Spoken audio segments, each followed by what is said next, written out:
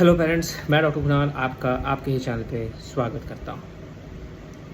Parents, आज हम बात करेंगे बच्चों में जो वैक्सीनेशन की जाती है, टीकाकरण की जाती है, उनसे रिलेटेड बच्चों में क्या क्या वैक्सीन्स होती हैं, गवर्नमेंट वैक्सीनेशन शेड्यूल्स में क्या क्या वैक्सीन्स कवर होती हैं, क्या वैक्सीन्स है जो कि गवर्नमेंट की तरफ से नहीं दी जाती है, जिसे आपको प्राइवेट सेटअप में लगाना चाहिए, लगाना आवश्यक है, एंड कुछ वैक्सीन से रिलेटेड कुछ side effects, painful vaccine, painless vaccine, कुछ और कॉमन क्वेरीज होती हैं, उनको भी हम एड्रेस करेंगे।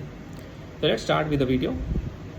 So first and foremost is, जब बच्चा जन्म लेता है तो जन्म होने के तुरंत बाद बच्चों को आइडली विद इन 24 आवर्स हम बर्थ वैक्सीन देते हैं। बर्थ वैक्सीन में क्या क्या होता है? BCG का टीका होता है जो कि ट्यूबरकुलोसिस, टीबी के बीमारी से बचाने के लिए होता है। हेपेटाइटिस बी का होता है जो हेपेटाइटिस बी इन्फेक्शन, जो कि लीवर में इन्फेक्शन होती है, उनसे बचाने के लिए होता है। एंड ओरल पोलियो, जो कि पोलियो के वैक्सीन से बीमारी से बचाने के लिए होती है। BCG का वैक्सीन बाएं हाथ में लगाए जाते हैं, हेपेटाइटिस बी पैर में लगाई जाती है। अब पोलियो का जो है वो पीने का दवाई होता है, ड्रॉप होता है, 2 बूंद जो हम देते हैं। यहाँ पर आपको जानना है जो बर्थ वैक्सीन लगती है इसमें BCG वैक्सीन, ये दोनों वैक्सीन पेनलेस होते हैं। इसमें यूजुअली दर्द बुखार कुछ भी नहीं होता है। वैक्सीन लगने के बाद हम लोग यूजुअली बोलते हैं 24 आवर्स तक आपको मसाज नहीं करना है जहाँ पर वैक्सीन लगती है। बाएं हाथ में जो वैक्सीन लगता है, जो BCG का टीका होता है, वो वैक्सीनेशन का एक मतलब कॉमन मैनिफेस्टेशन है कि वो जब बच्चा 1.5 से 2 महीना का होगा तो जहाँ पर टीका लगा है वहाँ छोटे से घाव जैसा बनेगा, फटेगा और वो दाग छोड़ेगा, जो BCG का दाग होता है।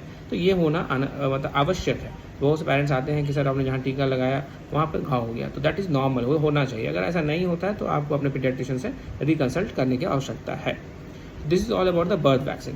बर्थ वैक्सीन होने के बाद यहाँ पर एक और क्वेरी है कि हमेशा 24 घंटे में अगर किसी कारणवश आपका बच्चा स्वस्थ नहीं है, हॉस्पिटलाइज है, तो जो बच्चा स्वस्थ होता है तो उनको उसके बाद भी बर्थ वैक्सीन कर सकते हैं।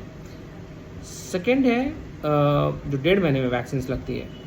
तो 1.5 महीने वैक्सीन में जो वैक्सीन लगती है वहाँ पर जाने से पहले बर्थ वैक्सीन में एक और कॉमन क्वेरी है जो मैं छूट गया, बताना भूल गया। वहाँ पर बहुत कॉमनली देते हैं कि जो बच्चा 2.1 kg का, 2.2 kg का होता है या 1.6 kg होते हैं, वो वैक्सीनेशन नहीं होता है। या कभी कभी गवर्नमेंट सेटअप में भी जो सिस्टर देती हैं या जो भी ANM वर्कर्स वैक्सीनेशन देते हैं उनसे भी एक गलती होती है, बोलते हैं बच्चा कमज़ोर है इसलिए वैक्सीन की आवश्यकता, अभी वैक्सीन नहीं लगेगा, बच्चा जब वजन बढ़ जाएगा तब वैक्सीन लगेगा।